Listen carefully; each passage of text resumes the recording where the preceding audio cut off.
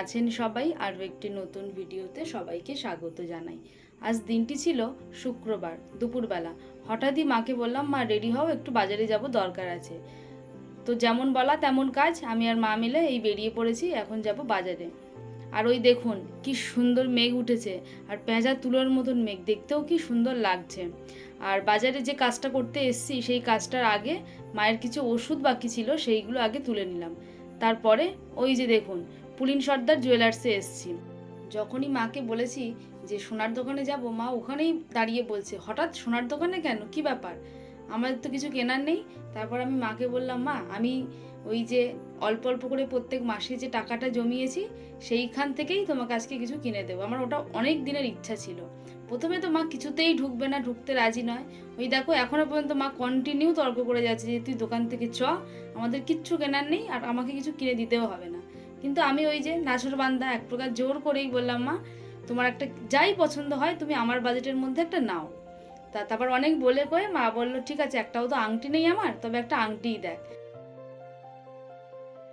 আসলে মায়েরা বোধহয় এইরকমই হয়, ওরা সারাটা জীবন নিজের সন্তানের পিছনে স্যাক্রিফাইস করে যাবে জীবন, কিন্তু মুখে কোনোদিনও কোনো কথা বলবে না এবং কোনো ইচ্ছার কথাই কাউকে জানাবে না। তো মায়ের জন্য একটা ওই লাইট ওয়েট আংটি দেখছিলাম, এবং যাতে সবসময় পরতে পারে, তো সেই রকম। আর এই পুলিন সর্দার জুয়েলার্সের কালেকশনগুলো এত সুন্দর না যে কি বলবো।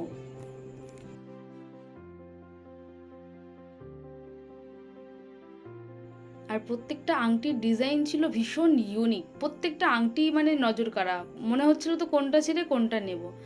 তো অনেকক্ষণ ধরে দেখার পরে মায়ের তো সে মুখ গোমড়া করে বসে আছে যে এতগুলো টাকা নষ্ট করিস না, কিছু রেখে দে, পরবর্তীকালে তোর কাজে লাগবে বা পড়াশোনার কাজে কিছু লাগা।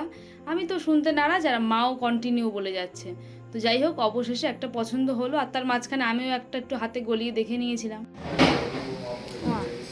গিফট পেয়ে কেমন লাগছে? ভালো লাগছে না খারাপ লাগছে?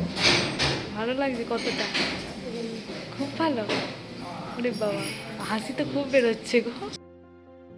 আর যে আংটিটা আমরা ফাইনাল করেছি সেই আংটিটা মায়ের একটু লুজ হওয়াতে ওরা কিছুটা সময় চাইলো সেটাকে পুরো ফিটিংস করে দেবে। আর তার মাঝখানে এই যে আমাকে একটু কফি দিয়েছিল, সেটাকে নিয়েই বসলাম। আর একদল কিছু মেয়েরা এসেছিল, তারা না ভাঁড় ভেঙে খুচো পয়সা নিয়ে এসেছিল, তাই ওই সবাই দেখছে। আর আমার পাশে মা বসে কন্টিনিউ বলছে, বাবু না নিলেই পারতিস, না নিলেই পারতিস। আসলে মায়ের মন তো বুঝতে পেরেছি যে হয়তো অনেক কষ্ট করে জমিয়েছি, কেন খরচ করব। ওই দেখুন কত খুচো পয়সা এনে 5 টাকা 10 টাকার কয়েন নিয়েছে, আমি আবার দেখছিলাম বসে, ওরা বললো ভাঁড় ভেঙে এনেছে। আর এই সেই মুহূর্তটা যখন নিজের ইনকামে নিজের টাকা দিয়ে মাকে কিছু দিতে পারছি, সত্যি এর থেকে আমার মনে হয় ভালো কিছু আর হতেই পারে না। কিন্তু তাও আমার মা পিছন থেকে বলে যাচ্ছে, বাবু এখনও ভেবে দেখ, না করলেই পারতি সেটা। কিন্তু না, যেটা ভেবেছি সেটা যখন ফাইনালি আমি করতে পেরেছি বা করতে চলেছি, আর পিছু হটার তো কোনো কারণই নেই, আর পিছু হটবও না।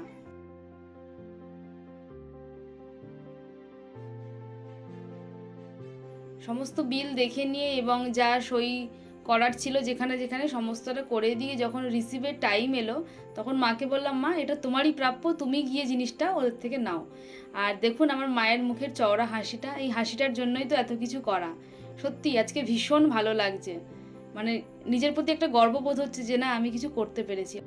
অবশেষে এই আংটিটিই নেওয়া হলো।